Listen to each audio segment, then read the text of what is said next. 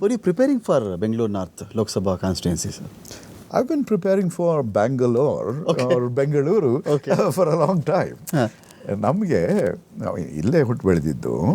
ಆಮೇಲೆ ಇವಾಗ urban development ಬಗ್ಗೆ ಹೇಗೆ ಎಲ್ಲಿ ನಾವು ವ್ಯತ್ಯಾಸ ಆಗ್ತಾಯಿವೆ, ಇವಾಗ ಕೆರೆಗಳನ್ನ ನಾವು ಹಿಂದಿನ ಸರ್ಕಾರಗಳು ಹೇಗೆ ನಾಶ ಮಾಡಿವೆ, ನಮ್ಮ ಈಕೋಸಿಸ್ಟಮ್ನ ಹೇಗೆ ಇಂಬ್ಯಾಲೆನ್ಸ್ ಮಾಡಿಬಿಟ್ಟಿದ್ದಾರೆ, ಅದನ್ನೆಲ್ಲ ನಾವು ಒಂದು ಕರೆಕ್ಟ್ ಮಾಡೋದು ನಮ್ಮ ಉದ್ದೇಶ. ಅದಕ್ಕೆ ಇವಾಗ ಪ್ಲ್ಯಾನಿಂಗ್ ರೀತಿಯೇ ಬದಲಾಯಿಸಬೇಕು. ನಾವು ನೀರ ಜೊತೆ ಹೇಗೆ ಕೆಲಸ ಮಾಡ್ತೀವಿ, ನಮ್ಮ ಪುರಾತನ ಕಾಲದಿಂದ ಒಳ್ಳೊಳ್ಳೆ ಕೆರೆಗಳು, ಅಲ್ಲಿಂದ ರಾಜಕಾಲುವೆಗಳು, ಒಂದು ಕೆರೆ ಕೋಡಿ ಹೋದರೆ ಇನ್ನೊಂದು ಕೆರೆಗೆ ನೀರು ತುಂಬಿಕೊಂಡು ಎಲ್ಲ ಕಡೆ ನೀರು ಹಿಂಗ್ತಾ ಇತ್ತು. ಅಂತರ್ಜಲ ಮಟ್ಟ ವೃದ್ಧಿ, ಅಂತರ್ಜಲ. ಆಮೇಲೆ ಇದು ದೊಡ್ಡ ದೊಡ್ಡ ಬಾವಿಗಳಿರ್ತವೆ. ನಾವೆಲ್ಲ ಈಜು ಕಲ್ತಿದ್ದು ನಮ್ಮ ಹಳ್ಳಿಯಲ್ಲಿ ಒಂದು ದೊಡ್ಡ ಬಾವಿಗಳು, ನಮ್ಮ ಕಡೆ ದೊಡ್ಡ ಬಾವಿಗಳು. ಬಹಳ ಚಾಲೆಂಜ್ ಅದು. ನಮ್ಮ ಕಸಿನ್ಸ್ ಎಲ್ಲ ನಾವು ಸಮ್ಮರ್ನಲ್ಲಿ ಬೇಸಿಗೆ ಕಾಲದಲ್ಲಿ ಊರಿಗೆ ಹೋಗ್ತಾ ಇದ್ದಾಗ ನಾನು ಚಿಕ್ಕ ಹುಡುಗ, ನನ್ನ ನುಗ್ಬಿಡ್ತಾ ಇತ್ತು ನೀರಲ್ಲಿ, ಕಿರಿಸ್ಕೊಂಡು ಆಡ್ಕೊಂಡು ಹಾಗೆ ಕಲ್ತಿದ್ದು ನಾವು. ಹೇಳಿ. ಅಂದರೆ ಇನ್ನೊಂದೇನು ಪ್ರಶ್ನೆ ಸರ್, ಇಲ್ಲಿ ಇಷ್ಟೆಲ್ಲ ಈ ಒಂದು ಅಂತರ್ಜಲದ ಬಗ್ಗೆ, ಕೆರೆಗಳ ಬಗ್ಗೆ, ನದಿಗಳ ಬಗ್ಗೆ, ನೀರು ಬಗ್ಗೆ, ಪರಿಸರ ಸಮತೋಲನ, ಎಕೋಸಿಸ್ಟಮ್ ಬಗ್ಗೆ ಇದೆಲ್ಲ ಮಾತಾಡೋದು ಒಂದು ರಾಮ ಮಂದಿರಕ್ಕೆ ಈಕ್ವಲ್ ಆಗುತ್ತಾ ಅಂತ? ನಾನು ರಾಮ ಭಕ್ತ. ನಮ್ಮ ಊರಿನಲ್ಲಿ ಮೇನ್ ಟೆಂಪಲ್ ಇರೋದು ರಾಮನ್ ಟೆಂಪಲು. ಆಮೇಲೆ ನಮ್ಮ ಚೌಡೇಶ್ವರಿ ದೇವಸ್ಥಾನ. ನಾವು ಅದಕ್ಕೆ ಪುನರ್ನಿರ್ಮಾಣ ಮಾಡ್ತಾ ಇರೋದು ನಮ್ಮ ಫ್ಯಾಮಿಲಿನೇ, ನಮ್ಮ ಹಳ್ಳಿಯಲ್ಲಿ. ಸೊ ಇವಾಗ ಧರ್ಮ ಮನೆಯಲ್ಲಿ ಇಟ್ಕೊಳ್ಳಿ. ನೀವು ಏನು ಮಾಡ್ತೀರಾ, ದೇವ್ರಿಗೆ ನಮಸ್ಕಾರ ಮಾಡಿ, ದೇವ್ರು ಒಳ್ಳೇದು ಮಾಡಲಿ ನಿಮಗೆ. ಆದರೆ ಧರ್ಮನ ಮಿಸ್ಯೂಸ್ ಮಾಡಿ ಜನರಲ್ ಡಿವಿಷನ್ ತಂದು ಒಂದು ಹೇಟ್ರೆಡ್ ಸೃಷ್ಟಿ ಮಾಡೋದ್ರಲ್ಲಿ ಏನೂ ಉಪಯೋಗ ಇಲ್ಲ. ನನ್ನ ಧರ್ಮ ನಮ್ಮ ಸಂವಿಧಾನ, ಓಕೆ, ನಮ್ಮ ಪ್ರಜಾಪ್ರಭುತ್ವ, ಅದ್ರ ಬಗ್ಗೆ ಕೆಲಸ ಮಾಡೋಣ. ನೀವು ನಿಮ್ಮ ಪ್ರೈವೇಟ್ ಏನೇನು ವ್ಯೂಸ್ ಇದೆ ನೀವು ಬೇರೆಯವ್ರ ಮೇಲೆ ಹಾಕಕ್ಕೆ ಹೋಗಬೇಡಿ. ರಾಮ ಮಂದಿರ ತೀರ್ಥಯಾತ್ರೆ ಮಾಡೋಂಗಿದ್ರೆ ಹೋಗ್ಬಿಟ್ಟು ಬನ್ನಿ, ನಮಗೇನು. ಆದರೆ ಅದರಿಂದ ಈ ಎಲೆಕ್ಷನಲ್ಲಿ ಏನು ಪರಿಣಾಮ ಆಗೋದಿಲ್ಲ. ಓಕೆ, ಖಂಡಿತ ಹೇಳ್ತೀನಿ. 500 ವರ್ಷ ಬೇಕಾಯಿತು, ನಾವು ಕಂಪ್ಲೀಟ್ ಮಾಡಿದ್ವಿ ಅದನ್ನು. ಆಯಿತು, ಮಾಡಿದ್ದೀರಾ, ಸಾಧಿಸಿದ್ದೀರಾ. That's it. ಮಲ್ಲೇಶ್ವರಂ ಹೇಗೆ ಸರ್ ನಿಮ್ಮ ಪಾಲಿಗೆ? ಮಲ್ಲೇಶ್ವರದಲ್ಲಿ ಭಾಳ ಬುದ್ಧಿವಂತರು ಇದ್ದಾರೆ. ಅವ್ರಿಗೆ ನನ್ನ ಬಗ್ಗೆ ಗೊತ್ತಾದರೆ ಅವರು ನಮ್ಮನ್ನ ಮೆಚ್ತಾರೆ. ನೆನೆ ಸಾಯಂಕಾಲ CM ರೋಡ್ ಶೋ ಬೇರೆ ಬೇರೆ ಕಾರ್ಯಕ್ರಮಗಳೆಲ್ಲ ಮುಗಿಸಾದ್ಮೇಲೆ ನಾನು ಒಂದು ಬ್ರಿಗೇಡ್ ಗೇಟ್ವೇ ಅಂತ ಒಂದು ಅಪಾರ್ಟ್ಮೆಂಟ್ಗೆ ಹೋಗಿ ಅಲ್ಲಿರೋ ಜನರ ಜೊತೆ ಚರ್ಚೆ ಮಾಡಿದೆ.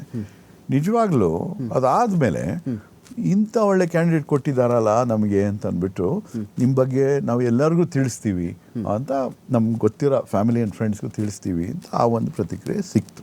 ಅದು ರೆಕಾರ್ಡಿಂಗ್ ಶೇರ್ ಮಾಡ್ತೀನಿ ನೋಡಿ.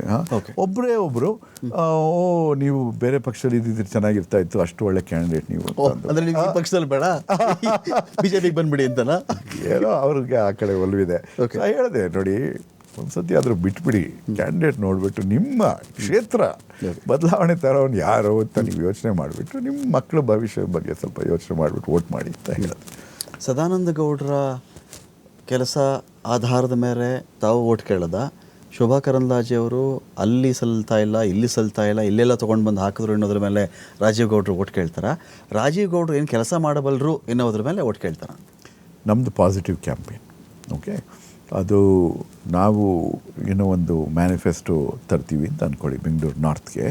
ಅಲ್ಲಿ ಏನಿರ್ಬೋದು, ಫಸ್ಟು ಸಮಸ್ಯೆಗಳೇನಿವೆ, ಓಕೆ, ಟ್ರಾಫಿಕ್ ಸಮಸ್ಯೆ ಇರ್ಬೋದು, ನೀರಿನ ಸಮಸ್ಯೆ ಇರ್ಬೋದು, ಕಸದ ಸಮಸ್ಯೆ ಇರ್ಬೋದು, ಇವೆಲ್ಲ ಸ್ಟ್ಯಾಂಡರ್ಡ್ ಅರ್ಬನ್ ಸಮಸ್ಯೆಗಳು. ಅದ್ರ ಮೇಲೆ ನಮಗೆ ಒಂದು ತಿಳುವಳಿಕೆ, ದೂರದೃಷ್ಟಿಯಿಂದ ಈ ಪ್ಲ್ಯಾನಿಂಗ್ ಹೇಗೆ ಬದಲಾಯಿಸ್ಬೋದು. ಇವಾಗ ಬೆಂಗಳೂರು, ಉತ್ತರ ಬೆಂಗಳೂರು ಅಂತಂದರೆ ನ್ಯೂ ಬೆಂಗಳೂರು, ಇಲ್ಲೇ ಆ್ಯಕ್ಷನ್ ಬೆಳೀತಾ ಇರೋದು. ಆ ಡೆವಲಪ್ಮೆಂಟ್ನ ಹೇಗೆ ನಾವು ಹುಷಾರಾಗಿ ನಡೆಸ್ಬೋದು, ಅಲ್ಲಿ ಸಸ್ಟೈನಬಿಲಿಟಿ ಬೇಕು, ಪರಿಸರದ ಬಗ್ಗೆ ಸ್ವಲ್ಪ ಗಮನ ಇಟ್ಬಿಟ್ಟು ನಾವು ಅಭಿವೃದ್ಧಿ ತರಬೇಕು. ಅದೇ ಥರ ಬಡ ಜನರನ್ನ ಹಿಂದೆ ಪಕ್ಕ ಇಡೋದು. ಇವಾಗ ಏನಾಗ್ತೇವೆ, ಎಲ್ಲ ಗೇಟೆಡ್ ಕಮ್ಯುನಿಟೀಸು, ಅಪಾರ್ಟ್ಮೆಂಟ್ ಕಾಂಪ್ಲೆಕ್ಸು ಸಾಹುಕಾರರಿಗೆ ಒಳ್ಳೆಯದು, ಆದರೆ ಬೇರೆ ಜನಕ್ಕೆ, ಬಡ ಜನರಿಗೇನು ಅವ್ರ ಬಗ್ಗೆನೂ ನಾವು ಒಂದು ಸ್ವಲ್ಪ ಕಾಳಜಿ ವಹಿಸಿ ಇನ್ಕ್ಲೂಸಿವ್ ಡೆವಲಪ್ಮೆಂಟ್ ಮಾಡಬೇಕು. ಈ ಥರ ಎಲ್ಲ ಮಾಡಿದಾಗ ಯಾವಾಗಾದರೂ ನಾವು ಇನ್ನು ಮುಂದೆ ಈ ಥರ ದೊಡ್ಡ ದೊಡ್ಡ 1000 ಎಕರೆ ಲೇಔಟ್ಗಳೆಲ್ಲ ಮಾಡಿದ್ರೆ ಉಪಯೋಗ ಇಲ್ಲ. ಇವಾಗ ನಮಗೆ ಸ್ವಲ್ಪ ಡೆನ್ಸರ್ ನೇಬರ್ಹುಡ್ಸ್ ಬೇಕು.